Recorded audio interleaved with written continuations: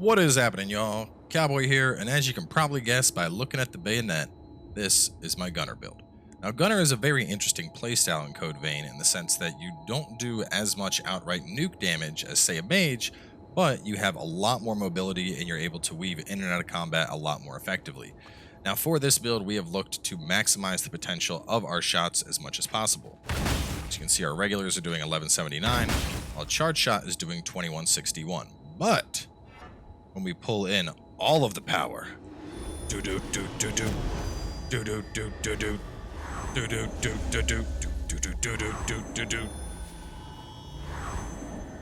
now we're doing 4,000 damage a shot. And by the way, those are range shots you see us putting on out. They're just that fast. So to jump on into the build, first up we have our blood code, which is going to be Artemis. Now, Artemis is hands down going to be the best blood code for a gunner style of play.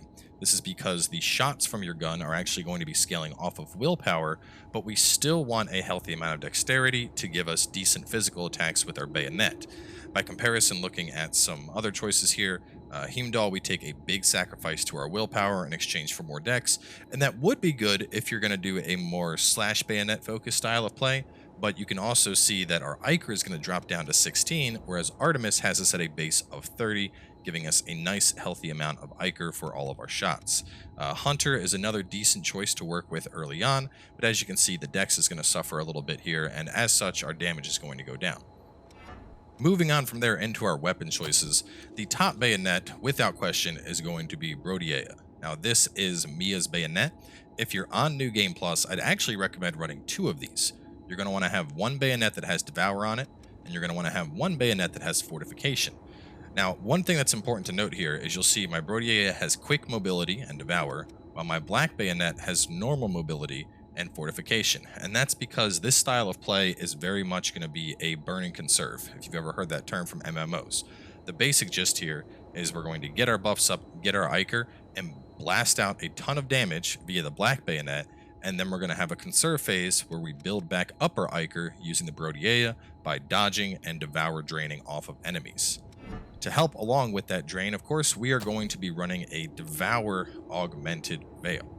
Now, in this particular case, I would recommend the Nightclaw. I'm using the Sunclaw version, which is the same thing, just in white. We have decent willpower scaling here and decent dexterity. If you pre-ordered the game, I'd recommend using the Venus Claw, which is just a straight-up upgrade in almost every category, minus defense, which is irrelevant because we're going to be constantly dodging. But because I know not everyone has access to this, I didn't want to recommend using it for the build. But if you pre-ordered, it is an absolutely fantastic choice for this build. There's nothing else that's really going to compare to the base Claw. It's just a very solid all-around weapon choice, or veil choice for this type of build. Moving on into our passives, first up we have Swift Destruction.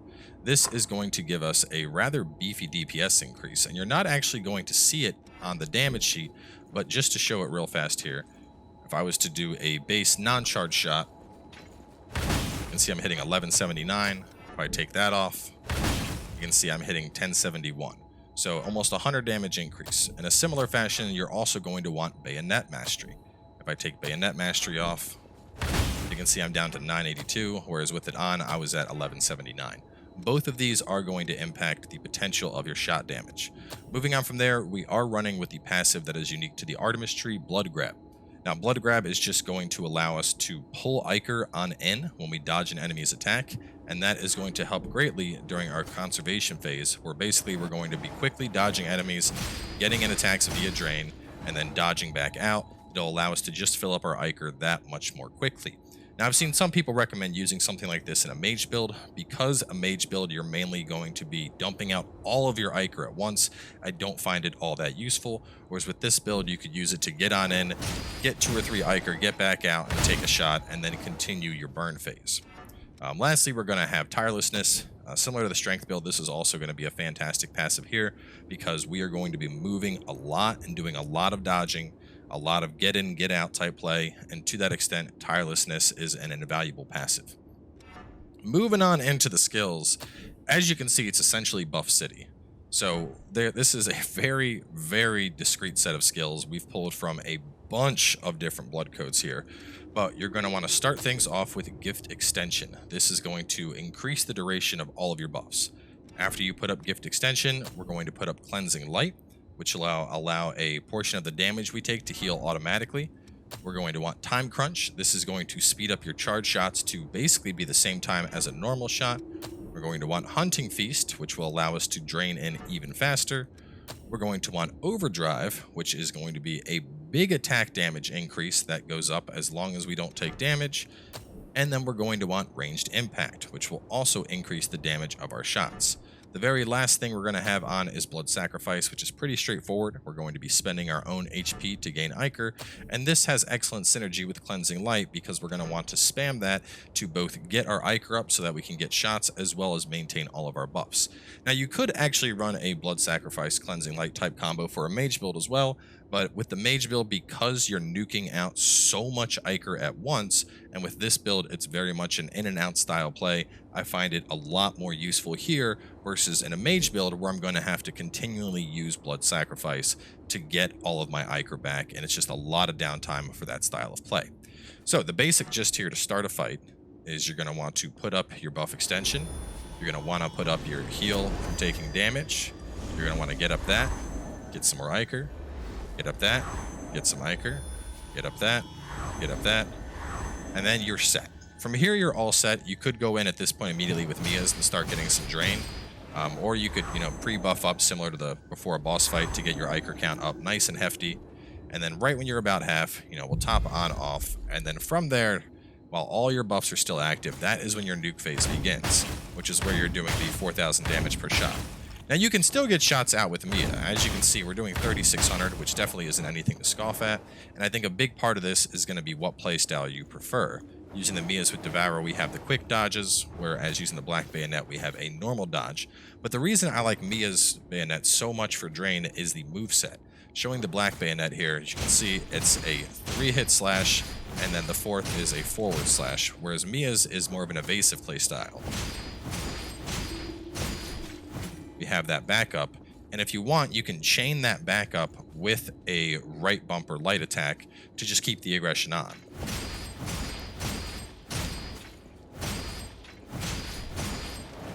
So it's just going to allow you to get in, get out a lot faster, and get that Ichor back up.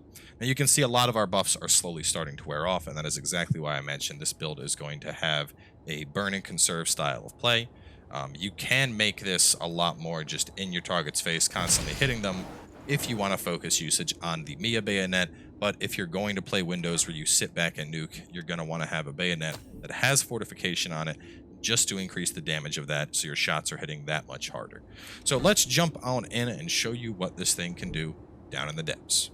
So to showcase the build, as always, we're heading down on into the depths of Zero District. And as for companions, I actually really like Ava for the Bayonet build, and that's because Ava's ability will allow you to just get your buffs up that much faster. You may be like, hey, well, hang on, if it increases cast speed, why not use that with a caster? And the main reason is, as a caster, I have very small windows where I'm going to be able to do everything that I want to do. Whereas with this build, I need to be able to weave those buffs in the middle of combat, basically. So being able to get them up essentially instantly is going to be a huge boon for this style of play. Though, I mean, you could use her on a mage. I just think it's more valuable to have access to Yakumo, who's going to serve as a frontline tank.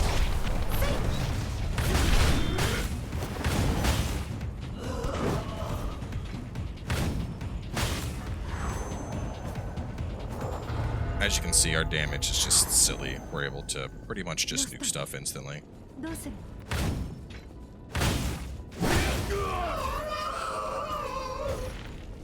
Tried so hard, and all she got for it was a boot.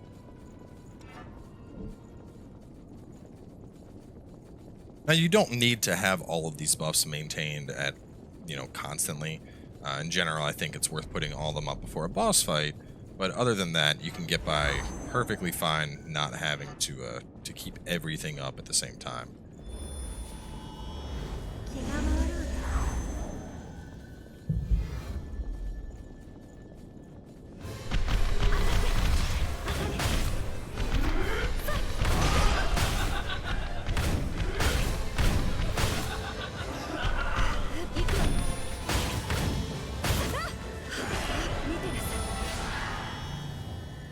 As a reminder, everything that we're showcasing here is based on a level of 120. You know, you can certainly level up higher than that. In fact, I'd recommend it, but I want to have a baseline for showcasing these builds, so you're not like, wow, his damage is only that high because he's level 300 or whatever. So, let's go on in.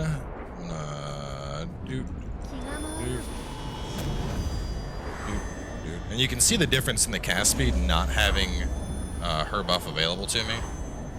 It's a pretty significant difference in how fast I'm able to get everything up. And we'll do one more, and then a heal, and now we're set.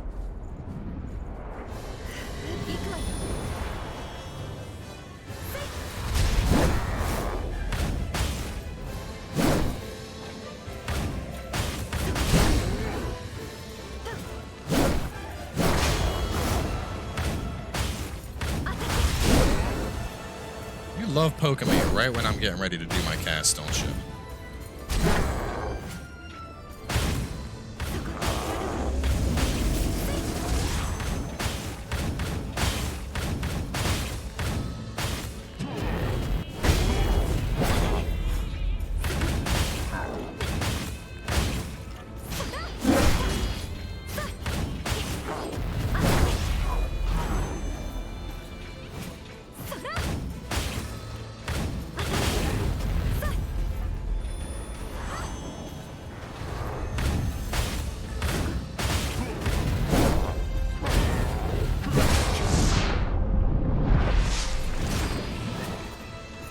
So as you can see there, as long as you're properly timing your stuff and getting good dodges, it's pretty easy to melt bosses with a bayonet. Obviously, we have a pretty significant defense or attack damage loss if he hits me and I lose my buff right there. But as long as you're able to maintain that buff, you are just chunking the boss over and over again. So probably one of the most important things to take away from this is obviously be careful with your charge shots. You basically want to dodge and then follow up with the charge shot. And this is also one of the most aggressive bosses in the game, I feel. You know, he's very much constantly on you and teleporting, and even then, this style of play works incredibly well. So, either way, guys, that's going to wrap up this one. Up next, I'm probably going to do a dodged focus dex build, and then I have a kind of quality battle mage type thing in the works as well that I'll be showcasing. So just keep your eyes out, and I'll catch you all soon enough with another build video.